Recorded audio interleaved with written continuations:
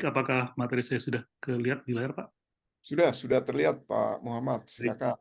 terima kasih. Bismillahirrahmanirrahim. Saya izin mulai. Eh, Sesuai dengan materi, Pak, Bapak Ibu, izinkan saya untuk sharing terkait dengan implementasi dari praktik bisnis hijau dalam industri konstruksi. Kebetulan kami dari PT Wijaya Karya mencoba sebagai pionir pionir untuk menginisiasi implementasi dari praktik-praktik ESG ini dalam industri kami di bisnis konstruksi.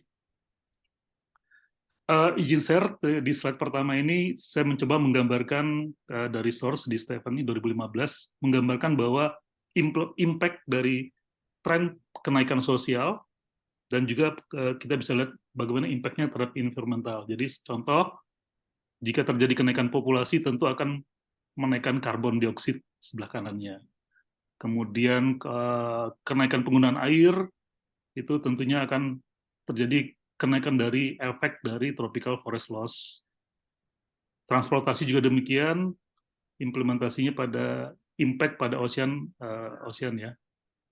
Jadi peningkatan dari sosial trend kita itu tentu akan berakibat pada lingkungan di sekitar kita, Bapak Ibu. Seperti yang sudah disampaikan tadi dari United Nations Global Mission, kita mengenal ada SDGs, ada 17 item di SDGs ini, dan coba kita korelasikan dengan ESG, di mana ESG itu adalah bagian dari SDGs sebenarnya framework, ada 17. Nah, kami di industri konstruksi mencoba untuk mengkorelasikan bagian dari SDGs ini dalam tata kelola bisnis kami. Apa itu ESG? ESG merupakan kerangka yang membantu menilai keseluruhan kinerja perusahaan dari sudut pandang berkelanjutan. Sebenarnya ESG ini selain menilai juga bisa diartikan sebagai resiko, Pak, Bapak Ibu. Karena ESG ini adalah bagaimana resiko yang diakibatkan atas aktivitas konstruksi yang berdampak pada environmental, social governance, gitu. Jadi ada yang diukur terkait dengan resikonya sebenarnya. Semakin kecil resikonya, maka perusahaan tersebut berdampak atas tata kelolanya itu semakin minim terhadap lingkungan dan sosial juga governance-nya. Jadi ESG itu ada 3, environmental, sosial, dan governance, seperti Bapak itu ketahui semuanya. Saya tidak membahas di sininya. Next. Nah, seperti kita lihat di layar bahwa di dunia ini beberapa negara sudah mengimplementasikan ESG. Seperti di Inggris, dia Sustainability Disclosure Requirement, kemudian di ASEAN juga di Manila. Nah, bagaimana Indonesia? Indonesia sendiri seperti apa nih kita lihat? Karena di beberapa negara sudah melakukan mengadopsi ESG framework sebagai bagian dari kerangka kerja. Kalau kita lihat dari beberapa di media massa itu bahwa seperti diketahui Elon Musk tidak jadi investasi di Indonesia kan ya, karena Indonesia belum punya indeks. Artinya mungkin menurut beliau adalah jika berinvestasi di Indonesia maka resikonya akan tinggi. Bukan resiko investasinya, tapi resiko dampak atas investasi tersebut pada lingkungan sosial dan governance. Sehingga seperti kita baca ini bahwa Elon Musk tidak jadi untuk invest di Indonesia, kemudian memilih untuk di Malaysia gitu kan. Kemudian juga di sini ada pabrik nikel juga seperti itu, ada lag. Nah, regulasi yang terkait dengan sustainability Indonesia sebenarnya sudah ada, Bapak Ibu. Jadi di Undang-Undang Nomor 16 Paris Agreement tentang perubahan iklim, kemudian Perpres juga sudah mengatur, kemudian Perpres Nomor 98 juga sudah ada, peraturan OJK juga sudah ada, gitu ya, Permen PUPR, Permen LHK, dan Peraturan Menteri SDM. Sebenarnya di Indonesia sudah ada ini. Kita seperti tadi yang dipaparkan oleh Bu Sylvia sudah ada, gitu ya. Namun memang saat ini belum menjadikan sebuah kewajiban dalam tender konstruksi. Jadi belum jadikan dalam KAK-nya ataupun dalam tornya sebuah proyek konstruksi itu belum menjadikan satu keharusan. Mungkin ini PR kita semua ya. Jadi belum menjadi poin yang dinilai gitu ya. Menilai jadi apakah perusahaan tersebut telah mengimplementasikan ESG atau apakah perusahaan tersebut memiliki risk ratingnya, itu belum masuk di situ. Belum jadi keharusan, tapi tadi seperti mungkin sukarela gitu ya. Kebetulan di perusahaan kami concern di sini, concern atas aktivitas industri konstruksi kita berdampak pada 3 aspek tadi. Kemudian next, kok nggak bisa. Nah, di Wika ini seperti Bapak Ibu ketahui semua bahwa kami mempunyai 5 bisnis line, ada investasi, ada realty property, ada infrastruktur dan building, ada energi dan industrial plan, dan ada industri itu sendiri. Jadi dilemanya begini, kita di industri konstruksi tentu pasti akan berdampak langsung ke lingkungan. Kita merubah ekosistem, kita melakukan clearing grubbing, merusak pohon gitu kan, merusak ekosistem air. Jadi industri konstruksi itu selalu berdampak pada lingkungan. Nah, bagaimana tata kelola bisnis itu bisa memprotek tersebut, melindungi, tentunya dengan kebijakan yang ada oleh perusahaan masing-masing.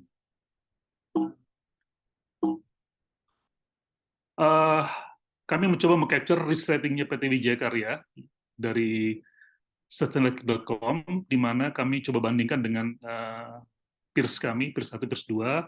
Alhamdulillah di sini kami mendapatkan poin 28,2 medium, ESG risk rating-nya. Exposure-nya high dan manajemennya strong. Jadi artinya apa? Aktivitas bisnis kami itu dinilai resikonya itu 28,2 di medium, gitu, di medium.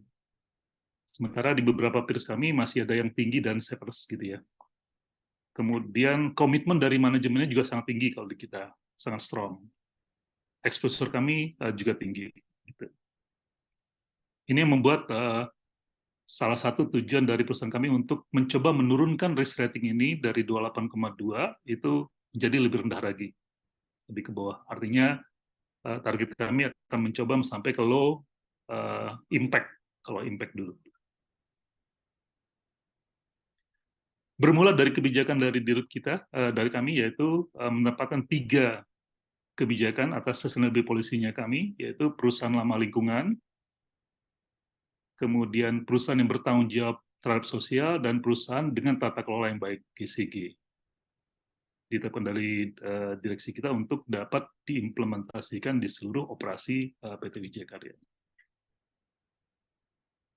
Dalam implementasinya, terkait dengan lingkungan, kami membuat implementasi terkait dengan bagaimana kami mengefisiensikan energi di proyek-proyek kami, kemudian mengelola limbah, kemudian menjamin produk kami berkualitas, kemudian juga ada sustainability product, kemudian kami juga memproteksi udara dengan Wika Manajemen Keselamatan Kesehatan Kerja, kemudian ada juga environmental konservasi, kemudian emergency response terkait dengan tanggap darurat, kemudian impact-nya juga. Jadi terkait dengan kebijakan environmental ini, kami membuat semacam prosedur yang diimplementasikan untuk setiap tata kelola proyek konstruksi di lingkungan PT Wijaya Karya.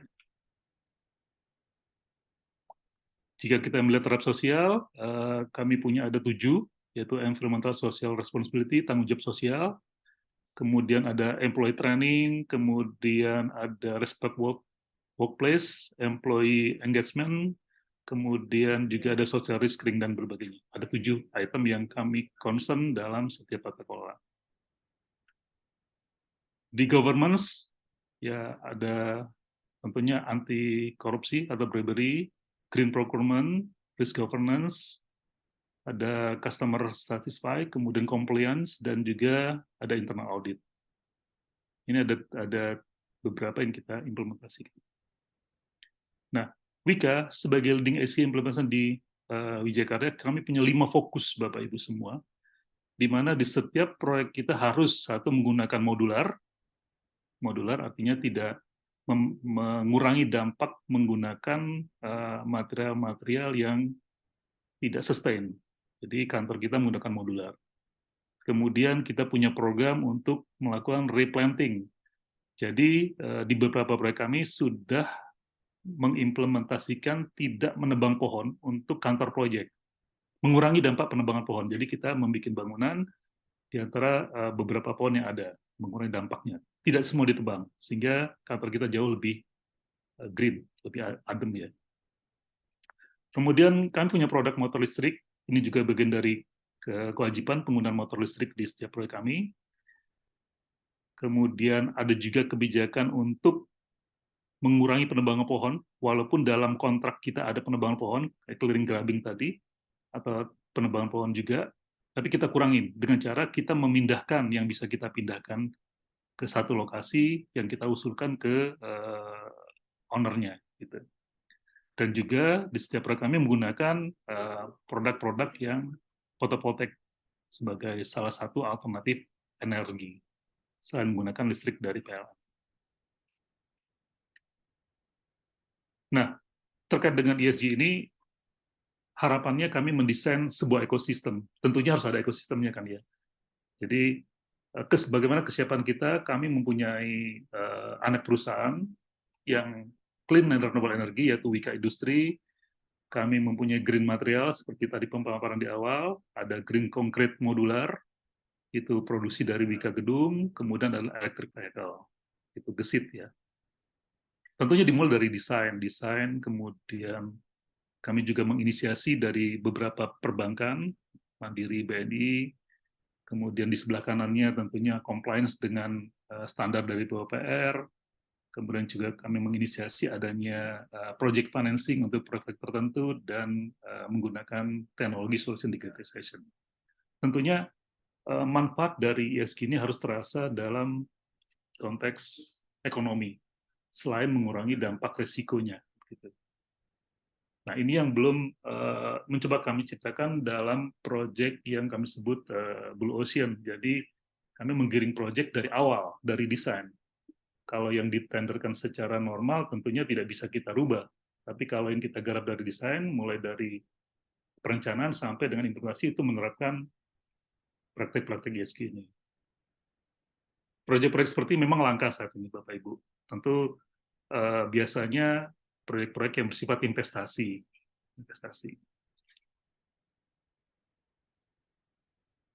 Wika Sustainability Strategi, kami menetapkan 6 tahun, dari sejak tahun 2022 sampai tahun 2027, di mana di 2022 ini masih persiapan, melakukan telah terhadap regulasi, melakukan benchmarking, dan mengidentifikasi praktik-praktik yang sedang berjalan.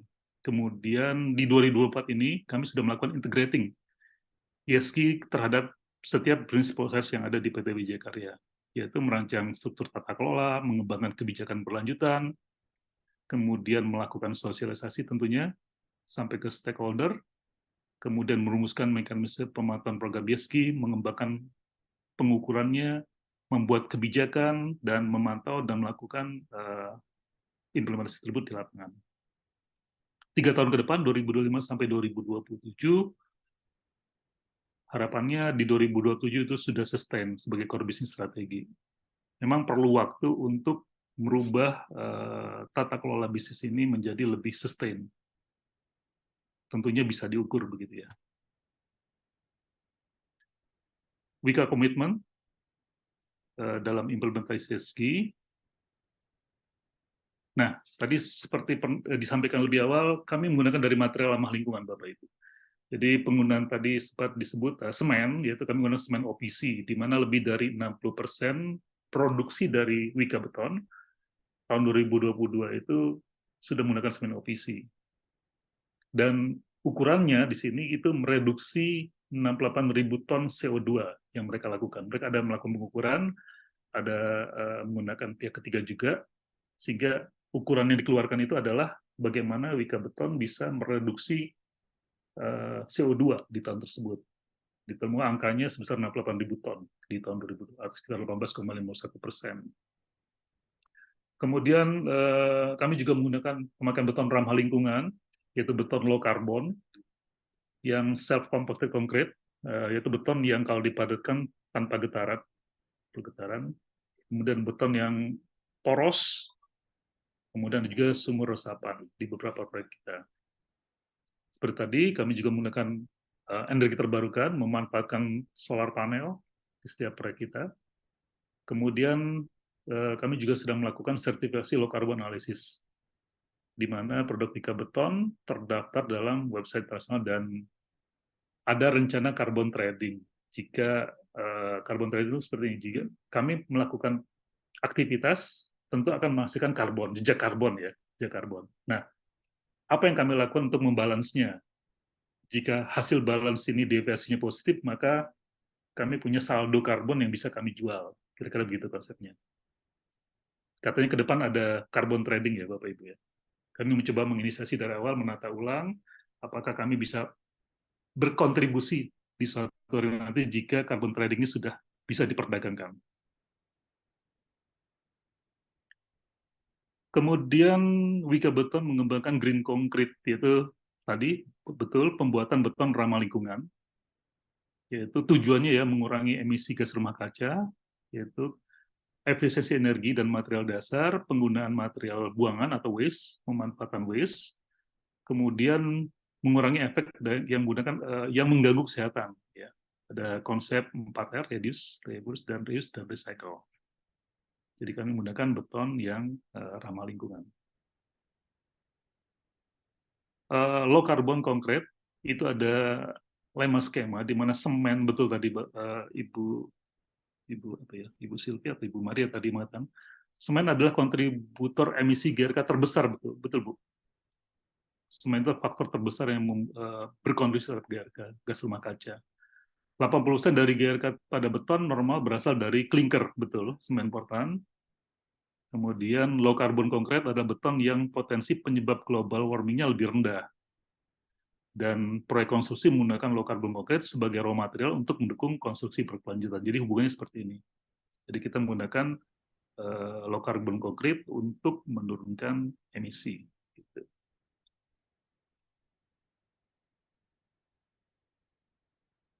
Ini contoh penggunaan semen non-OPC, yaitu mempunyai dua dampak, ya, mengurangi dampak lingkungan dan mendukung ekonomi sirkular tentunya.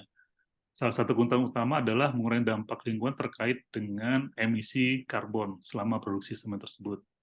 Contoh menggunakan material fly ash sebagai posisi, dan ini harapannya bisa mengurangi jejak karbon pada proses produksi semen tersebut. Kalau kita menggunakan non-OPC semen.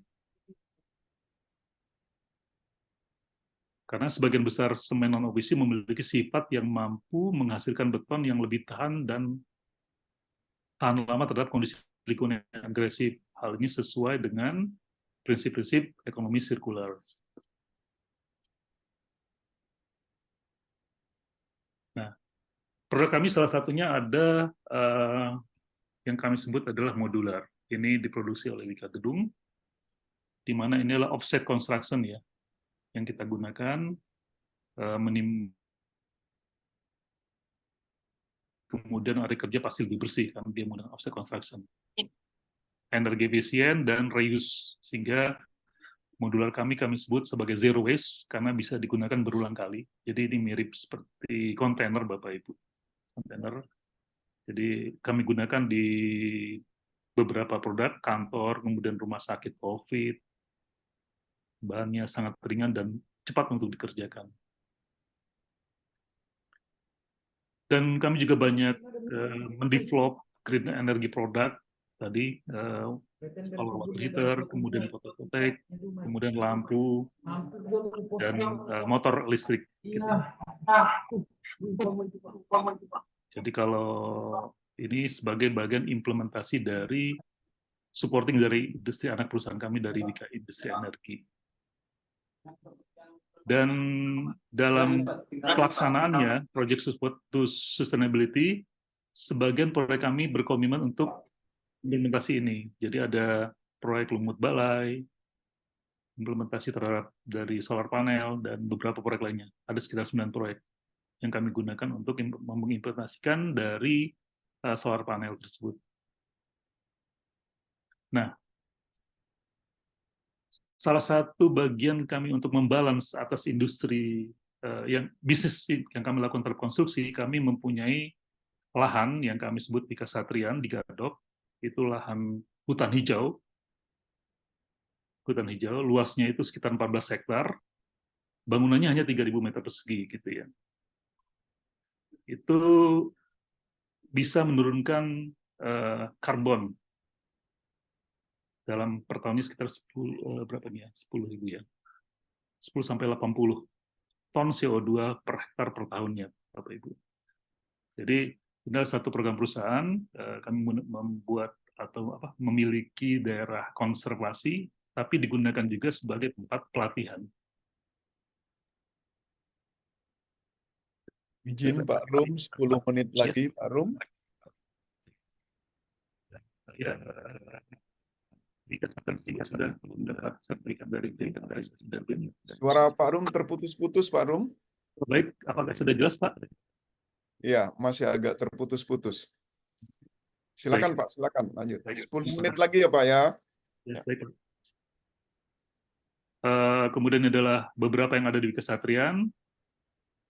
Hutan alamnya juga masih asli, biodiversity, dan juga kita berkontribusi ke local people-nya di sana untuk ikut aktif dalam program ini. Kemudian saya cepatkan saja di sosial, ada 4, tentu perbaikan tata kelola, pemanfaatan teknologi, peningkatan kolaborasi, dan peningkatan engagement karyawan di Social Response Program. Ada program TJSL. Dan di kantor ataupun di project, tentunya kami mengimplementasikan program Responsible Policy di setiap proyek kami, ada whistleblowing system dan kaderisasi talent. Dan di governance, satu saja Bapak Ibu, seperti kita ketahui adalah program tarif ya, transparansi, accountability, responsibility, independensi, dan fairness. Ini kami lakukan untuk poin G-nya. Demikian Bapak Ibu, sharing saya di sini. Memang dampak dari industri konstruksi tersebut harus bisa membalance gitu ya. Resikonya harus bisa lebih kecil. Namun PR-nya memang tender-tender konstruksi saat ini itu belum mensyaratkan implementasi ini diatur dalam persyaratan tender. Tapi kami di Wika tetap melakukan ini secara mandiri untuk membuktikan bahwa setiap bisnis yang kami lakukan itu bisa diukur dampaknya dan low risk ya, low risk. Itu. Mungkin itu Bapak Ibu sharing singkatnya, nanti mungkin materi bisa dibagi. Mohon maaf jika ada kalimat yang tidak jelas karena mungkin waktu dan sinyal. Terima kasih. Assalamualaikum warahmatullahi wabarakatuh. Waktu saya kembalikan ke Pak Putut. Terima kasih. Baik, Waalaikumsalam warahmatullahi wabarakatuh. Terima kasih Pak Muhammad Rum, menarik tadi ya Pak ya. Poin-poin penting yang Bapak sampaikan, khususnya terkait tentang belum kita memiliki indeks. Iya, betul. Terkait tentang risiko dampak daripada sebuah investasi, kita belum punya indeksnya sehingga itu bisa membuat orang yang akan berinvestasi menjadi tidak jadi gitu ya Pak. Ini menarik ini. Gitu ya, atau berpindah ke lain tempat. Dan kemudian ada statement menarik juga tadi, kalau populasi meningkat, transportasi meningkat, emisi karbonnya juga pasti meningkat dan penggunaan airnya juga meningkat gitu, dan ini akan berdampak terhadap lingkungan sekitarnya gitu ya. Apalagi kalau pembangunan infrastrukturnya tidak menggunakan material-material yang ramah lingkungan tadi. Oke, kita tahan dulu Bapak Ibu sekalian. Sekali lagi saya ingatkan, kalau Anda mau bertanya bisa melalui chat ya, Anda bisa ketik atau raise hand gitu ya. Nanti setelah 4 pembicara menyelesaikan paparannya, kita akan buka diskusi. Baik, Bapak Ibu sekalian, kita lanjutkan pembicara keempat yang terakhir, Bapak Suyanto Mahdi Putra. Pak Suyanto, 30 menit waktunya untuk Anda, Pak Suyanto. Silakan. Baik. Terima kasih. Selamat siang, Pak Putut, dan juga yang terhormat Pak Dira selaku Ketum Kapolri. saya sampaikan terima kasih banyak diberi kesempatan untuk bisa ikut di diskusi kali ini di Kapolri. Ini the first time ketemu dengan bapak-bapak ibu di sini di organisasi ataupun asosiasi ini, yang sepertinya acara ini juga didukung oleh kedutaan Kanada di mana kami dihubungi untuk di sini. Baik, Pak, izin saya akan tampilkan slide saya.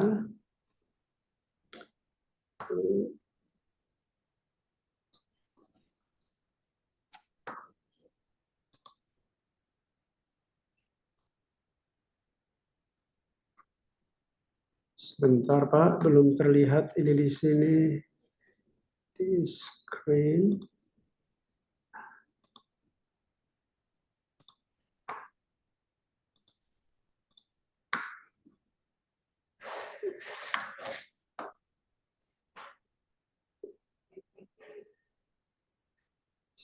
Sepertinya tersembunyi. Oke. Apakah sudah terlihat, Pak? Sebentar, Sudah terlihat, Pak. Bisa di slide show saja, Pak, biar jelas. baik. Oke. Sudah ya, Pak? Silakan, Pak. Ya. Oke, baik. Baik, Pak. Terima kasih lagi. Ini tema yang diberikan sesuai dengan permintaan panitia kemarin, implementation green business dari perspektif Canadian company.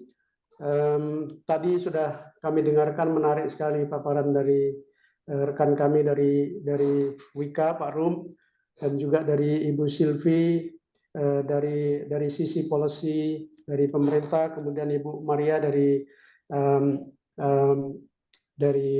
konsultan ya Bu ya, dari konsultan.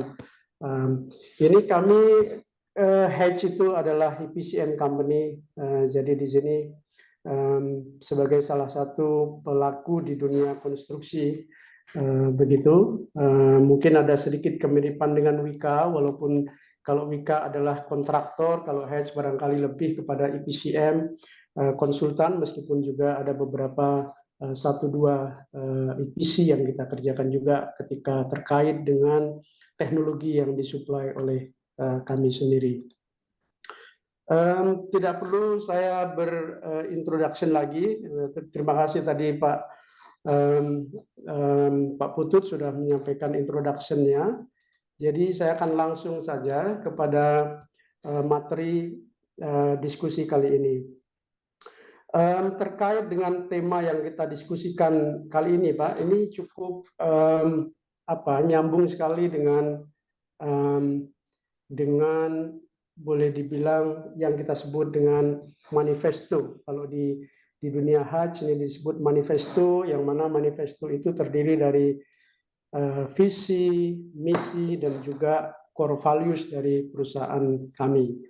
Di sini ada statement, salah satu dari manifesto ataupun pernyataan komitmen dari perusahaan, di mana kami sebagai engineering company itu kami selalu melakukan services kepada klien. Dalam ini adalah melakukan desain, construction, dan seterusnya. Maka ini statement yang kita sebut di sini adalah we build practical solution that are safe, inovatif, dan sustainable. Nah, yang kalimat terakhir ini sebenarnya yang nyambung sekali dengan tema kita hari ini. Sedikit overview daripada presentation yang akan saya sampaikan nanti, Pak. Ada tiga hal pokok sebenarnya, tidak akan terlalu panjang nanti, mudah-mudahan bisa menghemat waktu juga, dan nanti kita lebih banyak di diskusi. Saya akan coba di beberapa menit pertama untuk memberikan brief overview of our business, Hedge business, untuk sekedar memahami apa yang scope daripada aktivitas bisnis kami. Lalu nanti keterkaitannya adalah terhadap apa sustainability policy dan practices yang kami punyai di Hedge. Lalu di situ ada sedikit saya akan sampaikan common industry challenges yang terkait dengan ini, dan nanti kita lanjutkan dengan diskusi. Singkat tentang hedge, kami sebagai perusahaan dari Kanada, dalam hal ini adalah representing one example of Canadian company ya Pak, yang beroperasi di Indonesia.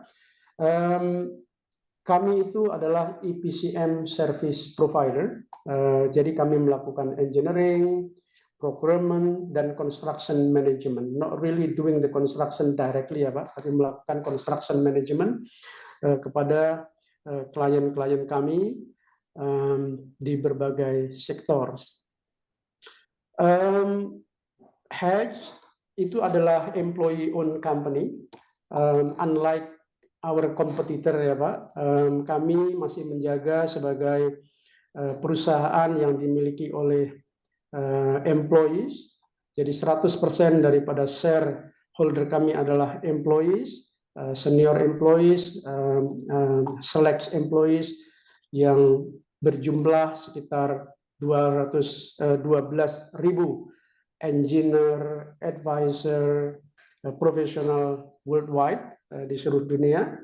Dan kami menganggap diri kami itu each of individual employees di Hedge itu akan berakting seolah-olah ketika melaksanakan pekerjaan buat klien kami itu seolah-olah kami sebagai ownernya sendiri. Jadi kami berusaha untuk menggunakan katakanlah berada di sepatunya klien.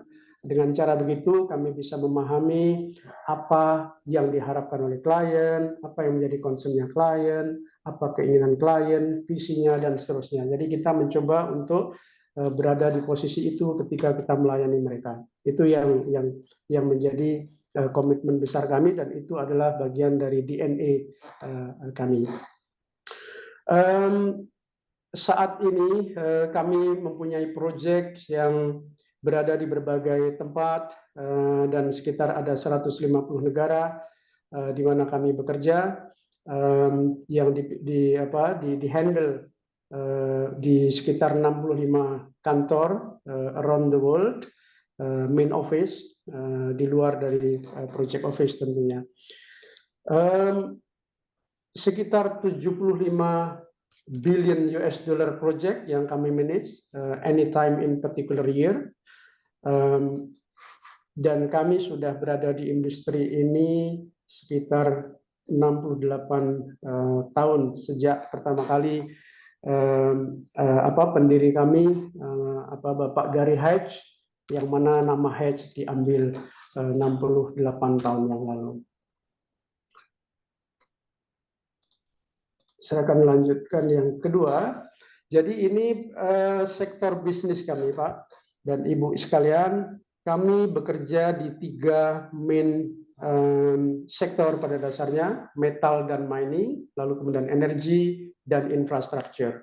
Metal dan mining mungkin resembling sekitar 60% dari revenue kami, itu berasal dari metal dan mining business unit, yang di dalamnya bisa terdiri dari berbagai komoditas, nikel, copper, emas, lithium, rare earth, dan seterusnya ya Pak, termasuk juga mineral seperti batu bara. Lalu kemudian di energi kami juga ada 2 core utama di situ, yakni di power generation, transmission, lalu kemudian di oil and gas juga, yang sekitar mungkin secara revenue mungkin 20%, lalu kemudian sisanya adalah infrastruktur, di mana kami melakukan EPCM services dan juga consulting terhadap proyek-proyek seperti pelabuhan, jembatan, airport, dan lain-lainnya, termasuk mungkin lebih dari 50% dari infrastruktur dimaksud di sini adalah non-public infrastructure, tapi juga separuhnya public infrastructure. Core business masih berada di EPCM ya Pak, doing engineering, procurement, construction management, tetapi kami juga mempunyai business practices yang kita sebut, Kita mempunyai konsultan yang melayani klien sebagai advisor untuk banks misalnya, untuk investor, melakukan due diligence, dan seterusnya. Kami juga membantu klien dalam digitalization, develop new technologies, baik itu teknologi misalnya teknologi furnace untuk nickel smelter, teknologi autoclave untuk HPAL di nikel juga, dan beberapa teknologi-teknologi yang lain yang digunakan untuk ekstraksi mineral dan metalurgi. Kami juga ada bisnis praktis yang disebut environmental and sustainability business practice, pada dasarnya memberikan pelayanan environmental engineering, ESG compliant, dan seterusnya. Kami juga ada climate change group, lalu kemudian yang cukup besar di sini adalah project delivery. Nah, project delivery team ini terdiri dari multidisciplinary team, ada berbagai disiplin engineer di sana, mechanical, electrical, proses, piping, dan lain-lain. Ini yang sedikit agak mungkin bersinergi misalnya dengan Wika gitu, adalah di project delivery group, di mana mereka-mereka ini adalah tim yang melakukan eksekusi terhadap construction project di lapangan. Lalu kemudian kami juga mempunyai tim yang disebut dengan dynamic earth science. Itu adalah seperti semacam geotechnical group begitu kalau di tempat lain. Demikian kira-kira gambaran besar bisnis kami. Lalu how do we operate our business to achieve our green ambition? Jadi ini kira-kira adalah bagaimana kami dalam rangka mengejar green ambition ini dalam kaitannya dalam pelaksanaan implementasi sehari-hari. Jadi di sini kami ada masuk ke dalam 5 pilar yang merupakan komitmen daripada Hatch ataupun yang merupakan katakanlah fondasi dalam membangun sistem kami untuk mencapai sustainability. Tentu yang pertama adalah protection terhadap lingkungan, standar seperti yang lain, melakukan protection terhadap lingkungan, juga melakukan pollution prevention, baik itu dalam rangka mengoperasikan fasilitas kami sendiri maupun ketika kami melaksanakan tugas-tugas engineering dan consulting kepada klien kami.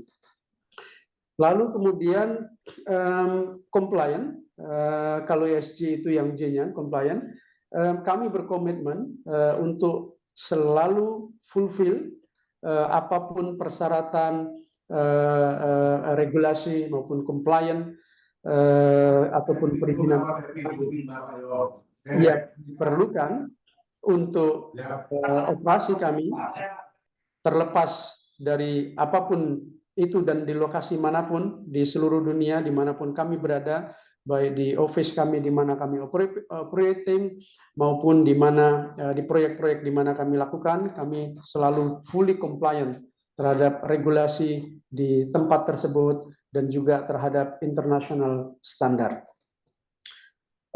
Lalu ESMS system atau Environmental and Social Management System, Hatch mempunyai proprietary system di sini yang tentunya compliant terhadap ISO 14000 standar, ya Pak. Kami punya sistem tersendiri di sini yang sudah di-develop 50 tahun lebih juga dan continuously improving. Kami melakukan proses di mana untuk memastikan terjadinya continual improvement dan terus-menerus melakukan perbaikan terhadap sistem tersebut untuk supaya terjadi perbaikan terhadap performanya. Lalu kembali lagi sebagai service utama kami sebagai engineering company, our daily life is doing innovation. Jadi kita melakukan inovasi untuk memberikan solusi terbaik kepada klien kami dan memberikan value terhadap project bukan saja kepada klien, tapi juga kepada communities di mana proyek tersebut berada. Yang kelima, ini adalah komitmen kami untuk meneruskan sistem dan komitmen ini kepada downline kami, juga kepada supply chain yang terkait dengan pekerjaan kami, vendor, subkontraktor, dan juga supplier. Kami pastikan bahwa mereka juga punya komitmen yang sama, mempunyai kesadaran yang sama untuk menjalankan sustainability principle ini. Maka dalam proses tendering, dalam proses partnership, kita lakukan sangat-sangat komprehensif proses untuk agar mereka memastikan bahwa mereka semua yang bekerja dengan Hatch itu mempunyai kesamaan dalam hal-hal concern terhadap lingkungan, sosial, dan juga governance. Ini adalah 5 pilar ataupun prinsip ataupun komitmen yang lalu kemudian dilaksanakan dalam sebuah goal ataupun cita-cita dan juga praktek setiap harinya. Itu di sini ada 12 hal pokok yang kami rangkumkan di dalam our sustainability policy. Itu yang pertama, itu adalah kami berkomitmen sekali dan melakukan ini setiap hari melalui optimization untuk mencari keselarasan antara memproteksi environmental, lingkungan, dan juga dalam rangka safeguarding sosial dan community, tapi juga benefiting economic, ya Pak. Dalam hal ini mencari hal yang optimum untuk mempertimbangkan lingkungan, sosial, ekonomi, dan juga preserving cultural aspect. Di semua lini bisnis kami, ini kita praktekkan semuanya untuk mencari balance tersebut. Juga kami melakukan sustainable value creation terhadap apapun yang kami kerjakan setiap hari, baik itu dalam desain, planning, design, implementation project, dalam hal ini adalah execution di lapangan. Itu semua selalu mempertimbangkan agar memberikan added value terhadap pencapaian kesinambungan dalam hal bisnis, kesinambungan dalam hal protection environmental, sosial, dan lain-lain, dan seterusnya. Lalu kemudian Hatch Project Life Cycle. Jadi di dalam dunia Hatch itu kami mempunyai standar prosedur, proses yang disebut dengan proses Project Life Cycle, di mana ini adalah proses dari mulai conceptual study, initiation, planning, lalu kemudian mengarah ke feasibility study yang kita sebut FEL 1, FEL 2, FEL 3 atau front end loading. Kalau di dunia perminyakan mungkin front end engineering loading, agak sedikit mirip, tetapi ada proses di mana sebuah proyek itu dimulai dari konsep, feasibility study, engineering design, lalu construction. Di semua tahapan proses tersebut, kami mengikuti proses standar Hatch, tapi kami juga berusaha menginkorporasi ataupun melibatkan prinsip-prinsip sustainability di dalam melaksanakan kegiatan tersebut. Operate facilities greenly, ini terkait dengan ketika kami mengoperasikan fasilitas yang kami miliki, baik itu katakanlah kantor misalnya, kendaraan, ataupun yang lain, dan juga fasilitas pabrik yang ketika kami juga melakukan pelayanan di situ, maka kami akan melakukannya segreen mungkin, dengan selalu mempertimbangkan sekali lagi masalah environmental, social benefit, dan government tadi. Inovasi, ini bagian dari terpenting dari bisnis kami. Sekali lagi, kami setiap hari melakukan inovasi terhadap teknologi dan juga metodologi untuk memberikan pelayanan terbaik kepada proyek tersebut, tetapi juga mengintegrasikan hal-hal itu terhadap sustainability di semua lini bisnis kami. Contribution to community, ini bagian dari yang kami lakukan juga. Ada contoh-contoh yang kami lakukan. Fokus di sini adalah inisiatif-inisiatif terhadap charitable giving dan juga focusing on educational scholarship. Misalnya, ini katakanlah ini bagian dari corporate social responsibility. Kami di Hedge itu ada Hedge scholarship yang juga bisa dimanfaatkan oleh para mahasiswa di seluruh dunia ketika mereka mau sekolah ke Kanada yang khususnya terkait dengan misalnya proses engineering, mechanical engineering, chemical ataupun metalurgi. Itu ada beberapa scholarship yang ditawarkan oleh Hedge yang di universitas-universitas Kanada. Kami juga melakukan charitable giving, for example, memberikan kontribusi kepada microfinancing. Kami lakukan contohnya di Sumatera Utara, itu di mana kami mempunyai klien Inalum di sana. Kami berusaha untuk mengembalikan sebagian dari revenue yang kami dapat dari proyek tersebut untuk membantu microfinancing kepada bisnis-bisnis kecil di sekitar Inalum area. Begitu juga di Halmahera, kami juga membantu Wolbachia program dalam rangka eliminasi terhadap demam berdarah. Tahun lalu misalnya kami melakukan desain untuk Wolbachia mosquito production facility di Bali. Tahun ini kita juga membantu Bio Farma untuk mengkonvert Bio Farma facility yang ada di Bandung untuk dijadikan mosquito production facility. Ini dalam rangka membantu program menghilangkan dengue disease di Indonesia misalnya. Nah, kami terlibat di situ juga. Lalu training, kami memberikan training kepada employees tentunya agar sehingga employee tersebut apapun yang dikerjakan tiap hari bisa terrefleksi, ada integrasi dengan sustainability.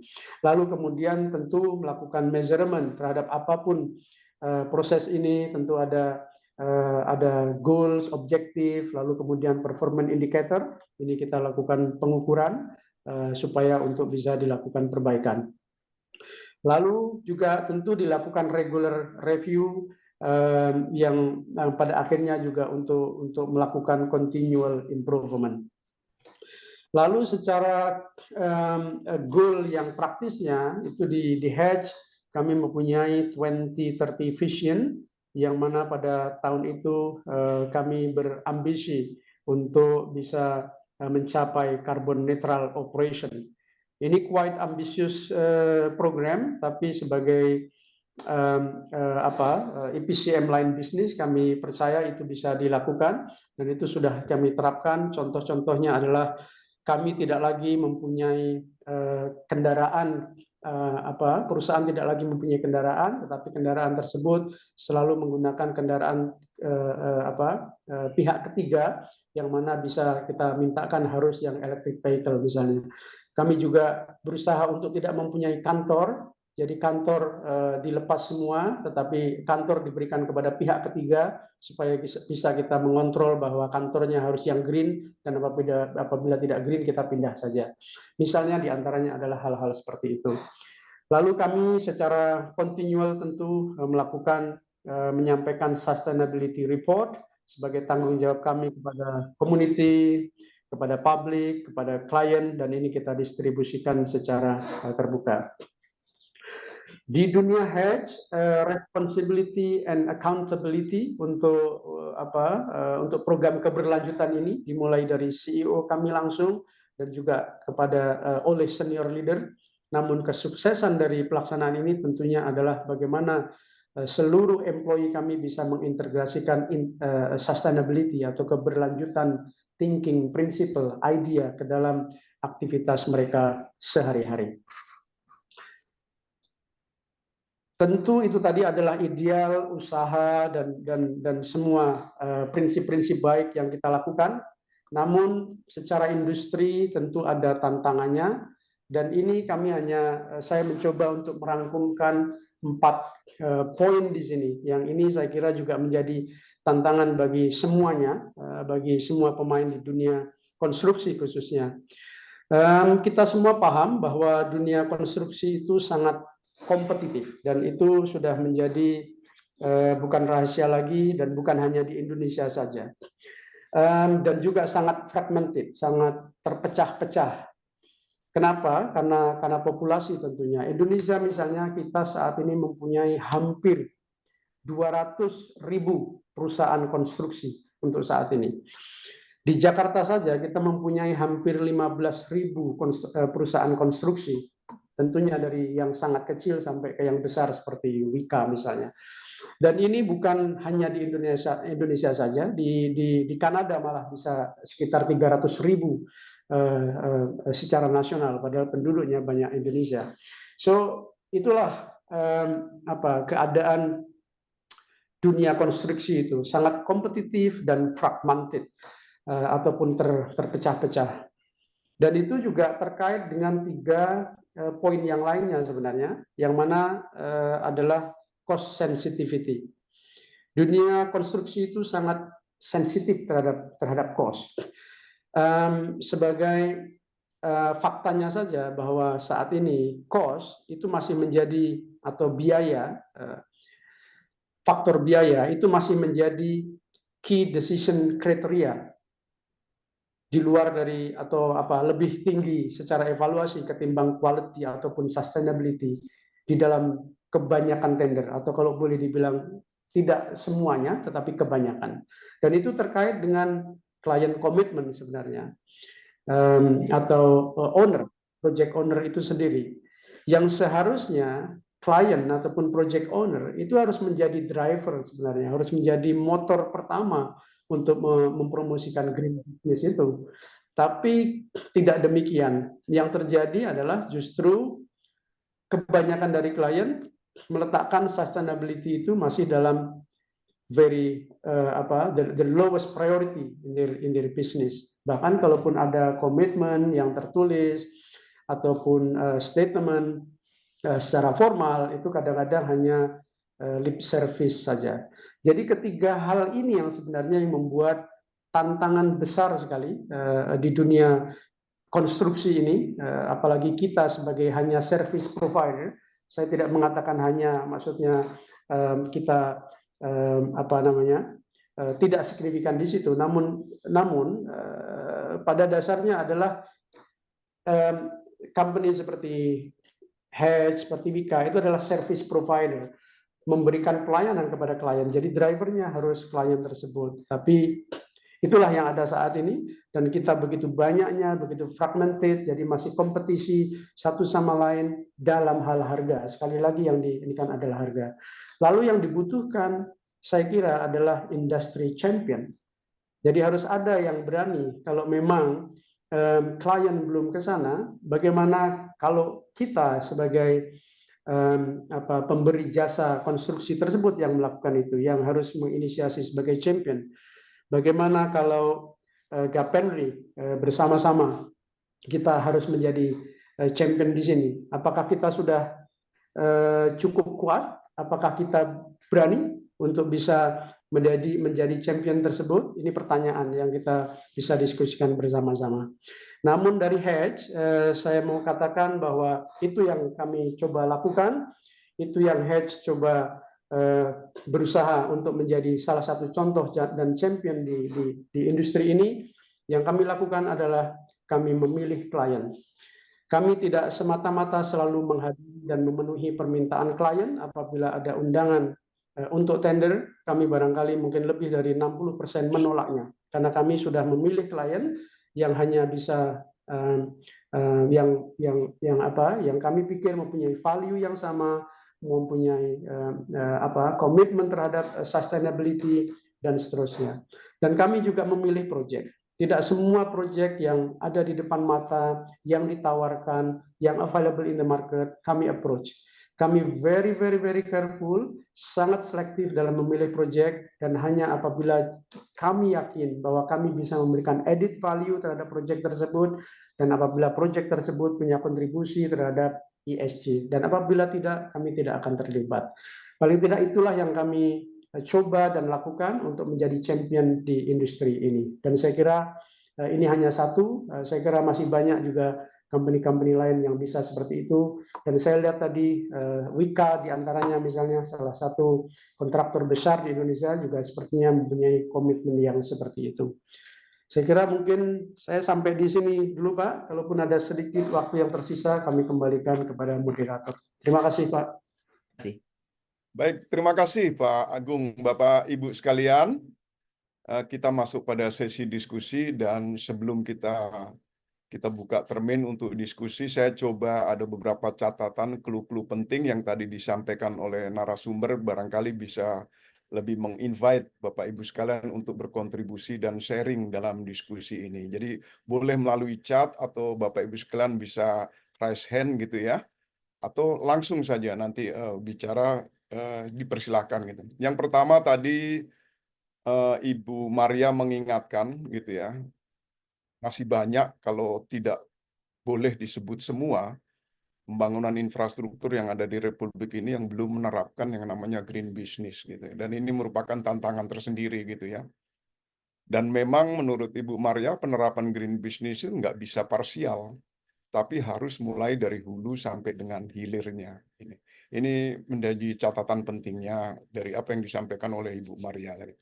Kemudian Ibu Sylvia juga mengingatkan kepada kita semua, terutama para penyedia jasa EPC gitu ya, terkait tentang regulasi legal standingnya untuk industri hijau, standar hijau sudah tersedia. Tapi implementasi di lapangannya, nah ini yang belum terlaksana. Bahkan tadi ada statement dari Ibu Sylvia, semuanya masih sukarela ini.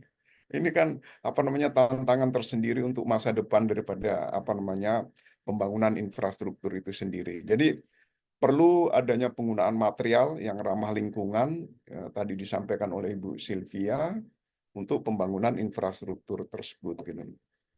Dan tentunya material yang ramah lingkungan itu sudah tersertifikat gitu ya, dan apa namanya lembaga untuk mensertifikatnya sudah ada sebenarnya gitu ya, apa namanya Ibu Sylvia ya.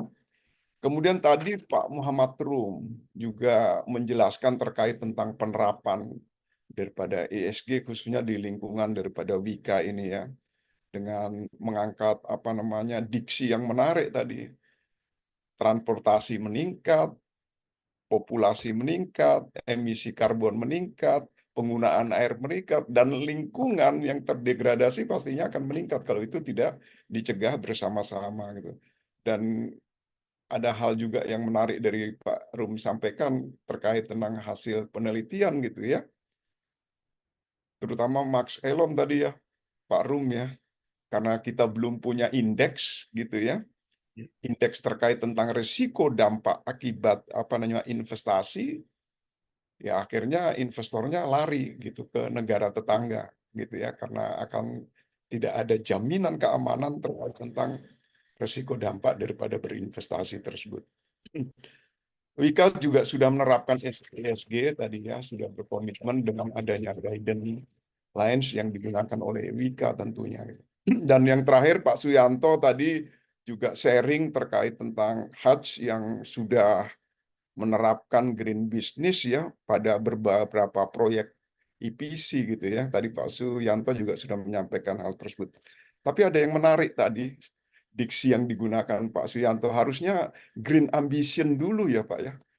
Green ambition, kemudian produk statuternya baru green business, dari green business baru green building atau green infrastruktur. Kalau nggak ada ambisi supaya hijau ya memang agak berat ya Pak Suyanto. Tadi menarik statement itu.